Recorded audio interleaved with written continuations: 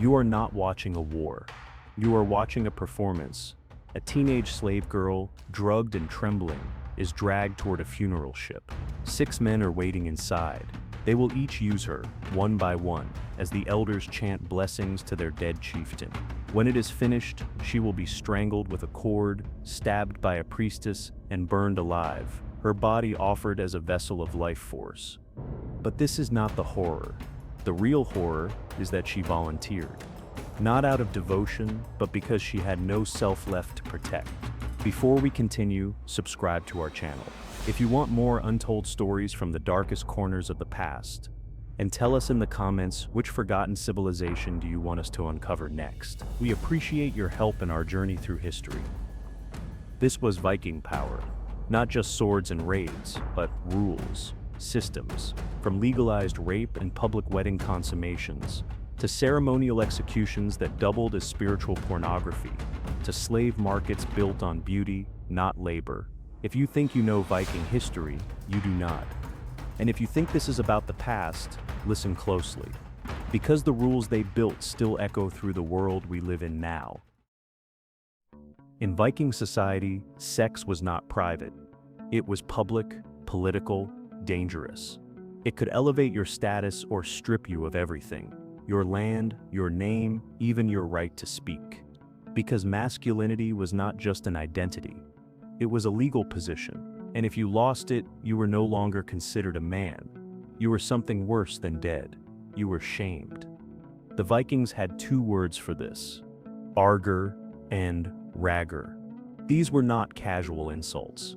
They meant sexually passive, weak, unmanly, and Viking law took them seriously. So seriously that if someone called you Argr, you had the legal right to kill him on the spot. No trial, no punishment. Because masculinity was a territory, and you were expected to defend it with blood, what made you a man was not strength or reputation, it was your role. Specifically, whether you were the one doing the penetrating or the one being penetrated. The active partner kept his honor. The passive one lost everything. Men accused of sexual submission could be banned from testifying in court. They could be denied inheritance, even burial with their ancestors. Their words meant nothing. Their bodies became symbols of disgrace. And this was not theory. The Icelandic sagas are full of stories where a quiet insult destroyed a man's entire life. One tale tells of a warrior mocked with just 6 words: "You lie too still in bed." That single phrase led to burned homes, dead kin, and a feud that lasted years. In another saga, a man traveled across the country to murder someone who questioned his masculinity. Women used this system too. One wife publicly mocked her husband for being too gentle in bed. He lost his allies, his property, and his standing in the village. Another woman divorced her husband simply because his shirt revealed too much of his chest, a fashion she called feminine. She took her dowry back and walked away untouched. He never recovered. Viking law did not care about love. It cared about roles. To be a man meant being in control, in the hall, in the home, and in the bed. If you were accused of being passive, even falsely, you could lose everything. The system worked like a trap. Once shame took hold, the only way out was to reassert dominance, often through violence. It was not a flaw in the culture, it was the design. And for the Vikings, it worked perfectly. Vikings did not just defeat their enemies. They knew that breaking a man's body was one thing, but to truly defeat someone in the Viking world, you had to unmake them. Strip away their identity, their manhood, their place in the world, until even their own people turned away in disgust.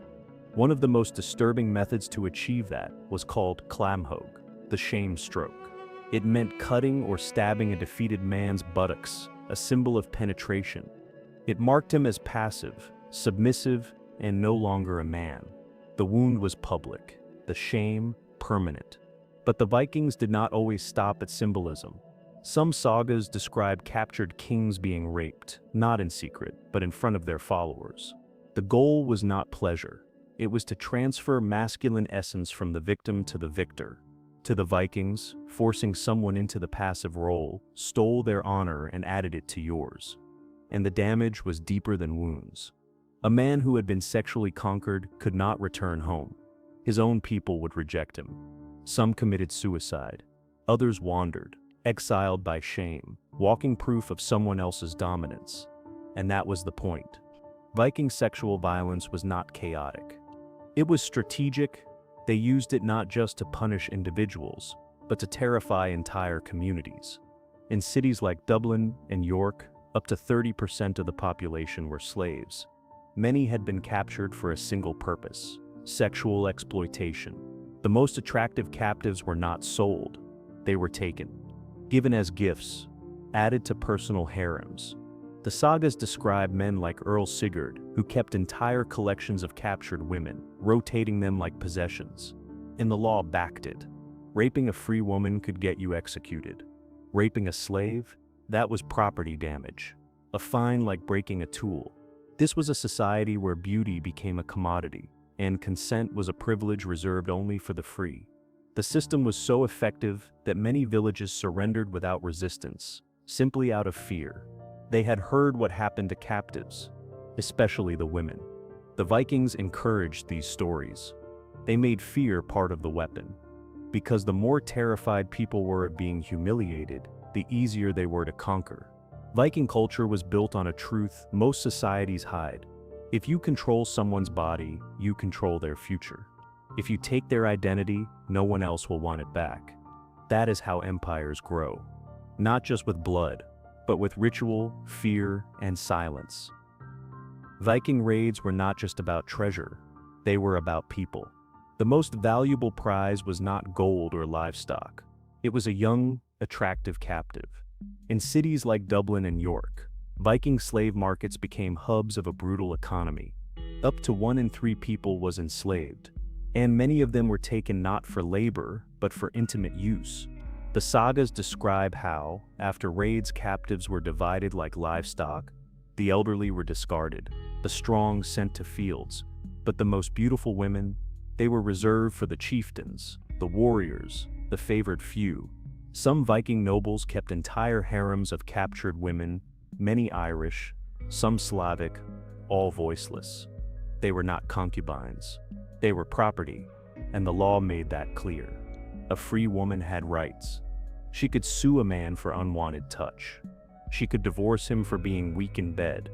But a slave woman, she had no rights at all. Any free man could use her.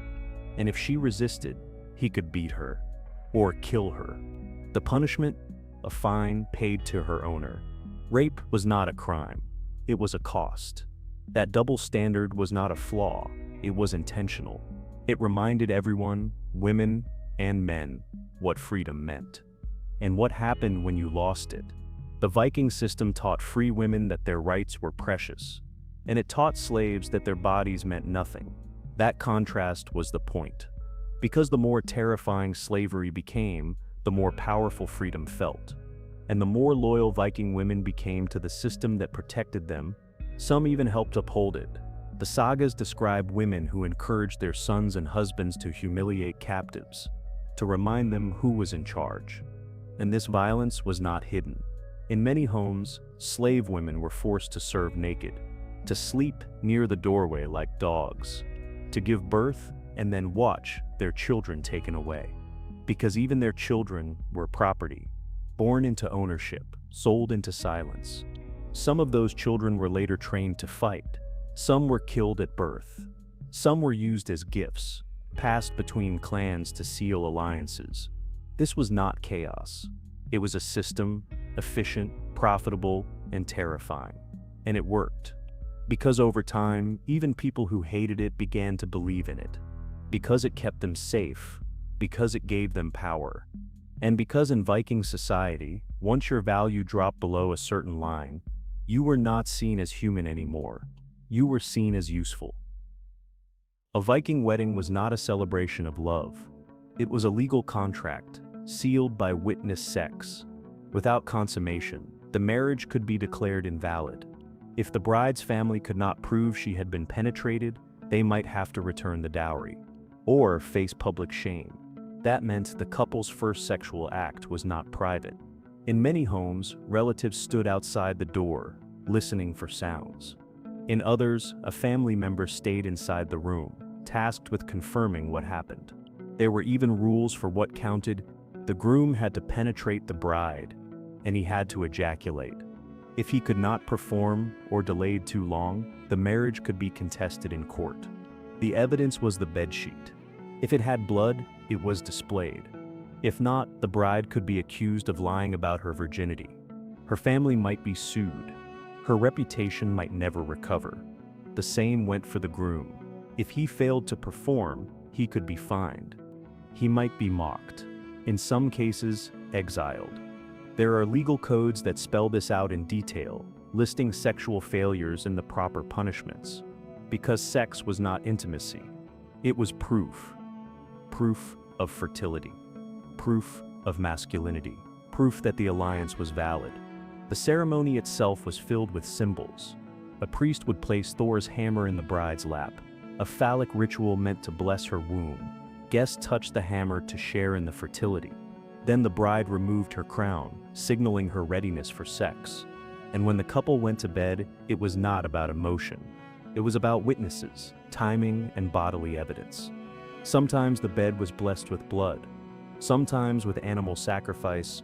Everything was designed to invoke the gods, not for love but for lineage. Because Viking society cared about one thing above all: heirs. The bride's body was not hers. It was a womb to be confirmed, and failure from either partner was not just embarrassing. It was grounds for legal dispute. This system trained people from birth. To be a man meant you could perform on command. To be a woman meant your blood had value. If it showed up on cloth, love was a luxury. But virginity, ejaculation, and witness penetration were requirements. Sex was ceremony. And the crowd was always watching. Even in the bedroom, you were never alone. When a Viking chieftain died, his funeral was not just a farewell. It was a ritual of power transfer. And that power flowed through a woman's body. A slave girl was chosen, young, attractive, and voiceless. She was asked a single question: "Will you die with your master?" One always said yes, sometimes out of belief, more often because there was no real choice. She became the tribe's offering, not just to the gods, but to the man they had buried. For days she was paraded and used. Warriors would visit her, touch her, have sex with her. They told her, "Tell your master I did this out of love for him." Each act was seen as a gift, a transfer of spiritual energy through her body into the afterlife. She was given alcohol, mushrooms, sedatives. She was kept in a daze and passed between men. On the day of the funeral, she was led to the longship. Inside waited 6 men, each representing a force of the tribe: wisdom, war, fertility, strength, leadership, protection. They each had sex with her. Then she was laid beside the dead chieftain. That was when the angel of death arrived, an older woman trusted by the tribe. 2 men held the slave girl down. The angel wrapped a rope around her neck, and as she was strangled, she was also stabbed in the ribs with a ceremonial blade. Her body was then burned with the chieftain, and the tribe watched the fire rise, convinced they had done something sacred. This is not legend. It is an eyewitness account, recorded in 922 AD by Ahmad ibnu Fadlan, a Muslim diplomat. And for centuries, scholars tried to disprove it because it was too horrifying to believe. But they were wrong. Archaeologists have uncovered graves across Scandinavia matching his description. Young women buried with powerful men. Signs of violence, ritual cuts, and no natural death. To the Vikings, this was honor. The girl became a vessel, a final tool for one last transfer of power. But to everyone else, it is one of the most brutal examples of sexual violence disguised as religion. Because this culture never separated sex from power, or power from violence. From the marriage bed to the funeral pyre, the same rule applied: control the body, control the spirit, control the legacy. The slave girl's final scream was not just pain, it was part of the system. And the system worked.